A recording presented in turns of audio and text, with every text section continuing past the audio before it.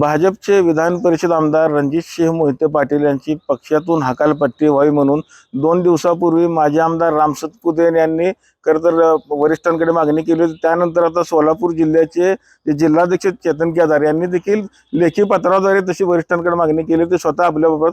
काय सांगताल, काय तुमची मागणी आणि काय कारण आहे? सध्याच्या झालेल्या विधानसभा निवडणुकीमध्ये माळशिरसमध्ये ज्या विधानसभेमध्ये आदरणीय रणजितसिंह मोहिते पाटील विधान परिषदेचे भाजपचे आमदार असणार राहतात, त्या विधानसभेमध्ये भारतीय जनता पार्टीचे अधिकृत उमेदवार राम सातपुते साहेब होते। यांच्या प्रचारार्थ रणजितसिंह मोहिते पाटील कुठेही सक्रियरित्या सहभागी दिसले नाहीत किंवा रणजितसिंह मोहिते पाटलांचे कोणतेही कार्यकर्ते सक्रिय सहभागी नव्हते।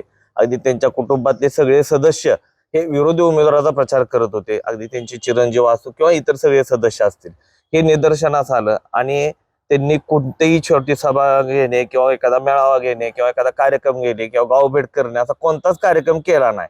आणि आमचे शीर्ष नेतृत्व या देशाचे नेते आदरणीय गडकरी साहेबांची सभा झाली, त्या सभेलाही ते अनुपस्थित होते।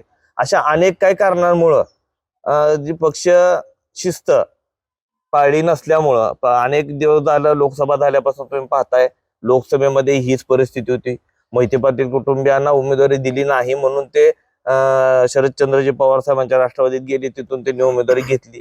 ही जे लोकसभेपासून चाललेली परिस्थिती त्या कुटुंबाचं चालू असणारं काम जे पक्षी शिस्तीच्या विरोधी असल्यामुळं एक जिल्हाध्यक्ष या नात्यानं माझ्या जिल्ह्यामध्ये एकमेव भाजपचे अधिकृत उमेदवार रामभाऊ सातपुते साहेब होते, त्यांच्या तिथं ती अशी परिस्थिती निदर्शनास आली म्हणून मी कालच आमचे शीर्ष नेतृत्व आदरणीय चंद्रशेखरजी बावनकुळे साहेब असतील यांच्याकडे पत्राद्वारे रणजितसिंह मोहिते पाटील यांना बडतर्फीची मागणी केलेली आहे।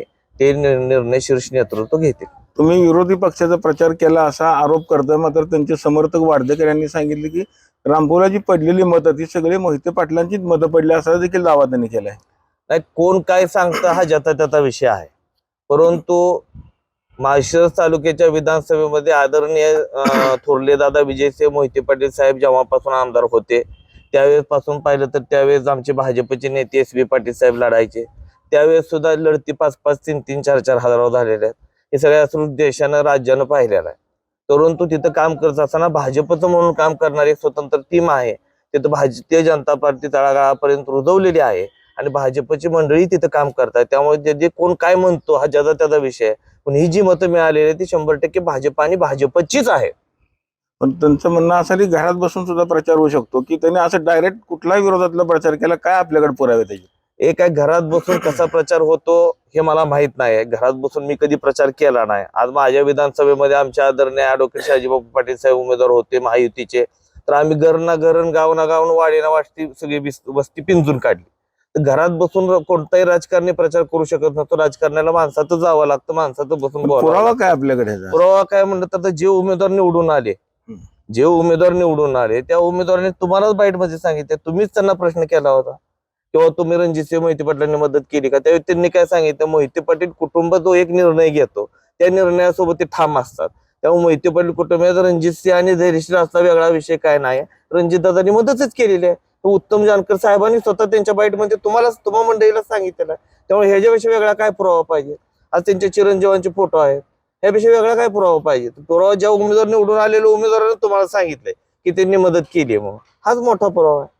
परंतु त्यांचं असं म्हणणं की जी तुम्ही विधान परिषद दिलेली, तुम्हाला गेल्या 25 खासदार एक आमदार तुम्हाला भाजपचा निवडून दिला, त्यामुळे तुम्ही त्यांना ही विधान परिषद दिलेली आहे, कशी तुम्ही लगेच काढू शकता? निघाल असं वाटतं तुम्हाला भाजपमध्ये होईल अकालपट्टी? नाही, एक आहे त्यांनी त्यावेळेस भारतीय जनता पक्षाचं काम केलं, भारतीय जनता पक्षाचा खासदार दिला, आमदार दिला, जिल्ह्यातही भारतीय जनता पार्टी त्यावेळेचे आमदार होते, त्या प्रत्येक ठिकाणी त्यांचं योगदान होतं।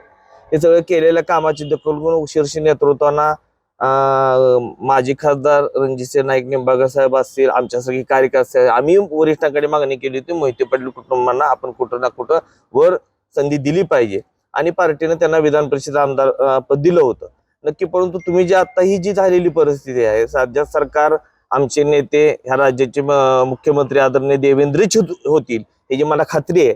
आता 1-2 दिवसामध्ये त्यावर निर्णय होईल। निर्णय झाल्यानंतर देवेंद्रजींचा मुख्यमंत्री शपथ झाल्यानंतर नक्की तातडीने कार्यवाही केली जाईल। तुम्हाला खात्री की कारवाईची? नक्की कार्यवाही केली होईल। हे माझ्यासारख्या एक जिल्हाध्यक्ष नात्याला मला ती खात्री आहे की पक्ष शिस्त मोडणाऱ्या कार्यकर्त्यावर किंवा कोणत्याही एखाद्या नेत्यावर पक्ष वरिष्ठ हे नक्की शीर्ष नेतृत्व निर्णय 100% घेईल. मुख्यमंत्री होतील देवेंद्र फडणवीस. आमच्या सगळ्या कार्यकर्त्यांना आज 132 आमदार निवडून आल्यानंतर माझ्या सगळ्या कार्यकर्त्याला माझा नेता मुख्यमंत्री व्हावं हे वाटणं काय चुकीचं नाही. आणि मला खात्री आहे की आमचं पार्लमेंटरी बोर्ड असू द्या, केंद्रीय पार्लमेंटरी बोर्ड आदरणीय देवेंद्र यांच्याच नावावर शिक्कामोर्तब करेल. रणजितसिंह मोहिते पाटलांची पक्षातून 1 ते 2 ते 4 दिवसामध्ये हकालपट्टी होईल असा विश्वास करतात चेतनसिंह केदार यांनी आता व्यक्त केलेला आहे. पंढरपुरातून कॅमेरामन जगदीश रवी लवेकर, TV9 मराठी.